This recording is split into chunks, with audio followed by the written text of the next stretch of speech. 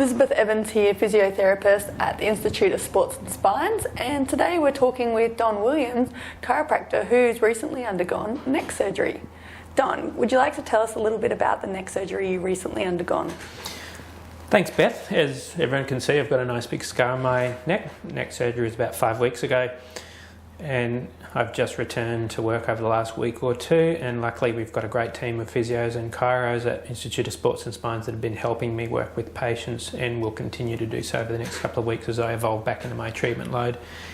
One of the things we were talking about in regards to the surgery were the unwritten things that people don't necessarily know, expect or understand that they'll experience post-surgery. And so I thought I'd elaborate on some of that today from the first-hand experience of going through this, but secondarily just from our experience of doing post-operative rehab with these sorts of conditions over many years.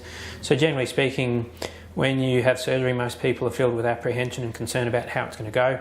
I was really lucky to have Elizabeth here with me in the surgery. She came to observe, as we do with some of the surgeons we work with on a regular level, to see how it went and to just see what sort of techniques and systems they use in theatre.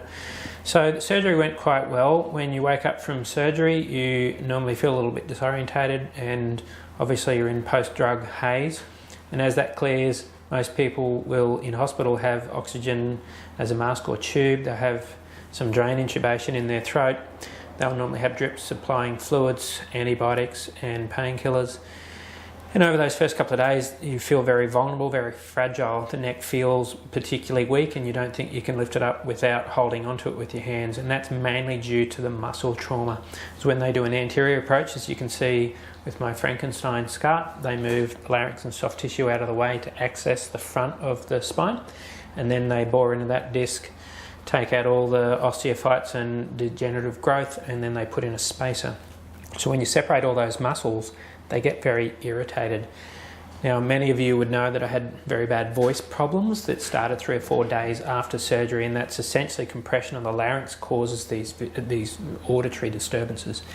Now, over the first week, the weakness and vulnerability tends to settle down, and then people have stiffness, and that's normally noted most in rotation, left and right, where it pulls along the scar line, and in extension, the muscles at the front of the throat tend to pull tight. Now, most of the pain is normally fairly much addressed in those first few days. You don't feel much pain because of the painkillers, and then you've had all that pressure taken off the nerve, so you feel a lot better. And then after about 7 days, the scar is nice and stable. All the wound closures and the little surgical clips or butterflies come off, and all the pads come off, and you can normally start showering and doing all your normal activities again. Now, most of the time, people shouldn't be lifting too much in the first 4 to 6 weeks, so we should be fairly laid back and resting. And I found myself in those first few weeks, I felt particularly fatigued. So it knocked me around quite a lot. I have slept a lot more than normal. Instead of my normal 5 or 6 hours of sleep per night, I've really slept 8, 10, even 12 hours a day, which is fairly substantial for me. So once people get to the 4 to 6 week mark, they can normally return to office type jobs and sedentary type jobs. They should have been doing exercises along the way. So in hospital, you'll normally see a physiotherapist. It's the standard model of care, and they give you your post-op exercises. The interesting thing for me at hospital, the young physio that I met had only been out of university for less than a year, and she asked me a little bit about what I did, and then I told her that I had degrees in rehab, ex-phys, chiropractic, and had done sports medicine. I owned a rehab clinic, and she looked quite fearful over the fact that she might have been telling me things that were not correct, which wasn't my goal or outcome. But she didn't come back and see me again after that, because I think she felt like that she was wasting her time, which was actually not really what I wanted, because having that external person telling you to move, getting up, walking around is actually really quite warming when you're in hospital, and it certainly makes you feel a lot better and feels like other people are supporting you.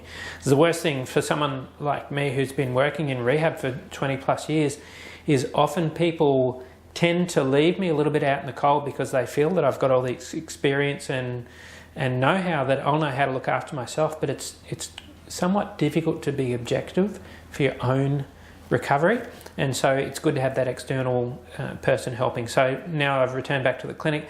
I'm lucky to have Elizabeth and Iris and Luke and the rest of the team looking after me and helping me, and we've basically been doing some rehab every day or every second day.